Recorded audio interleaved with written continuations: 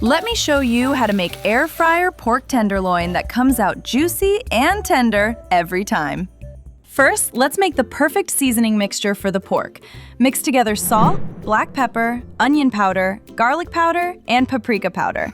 Then stir until it's evenly mixed. Next, in a separate bowl, mix together 2 tablespoons of barbecue sauce and 1 tablespoon of Dijon mustard, and give it a quick stir until it looks nice and smooth. Now take the pork tenderloin and sprinkle the seasoning mixture evenly over the meat. Save about half of the seasoning mixture for the other side. Rub the seasoning in with your hands until the meat is evenly covered. Then, flip the pork tenderloin over and season the other side with the remaining seasoning mixture. Press and roll it lightly so the seasoning sticks to the meat. Then cut the pork tenderloin in half so it fits easily in your air fryer basket. Brush or rub about half of the barbecue sauce and mustard mixture on really well, so the top side is fully coated in barbecue sauce. Save the other half of the mixture for later. Place the pork pieces in the air fryer basket, leaving a little space between them so the air can move around and they cook evenly.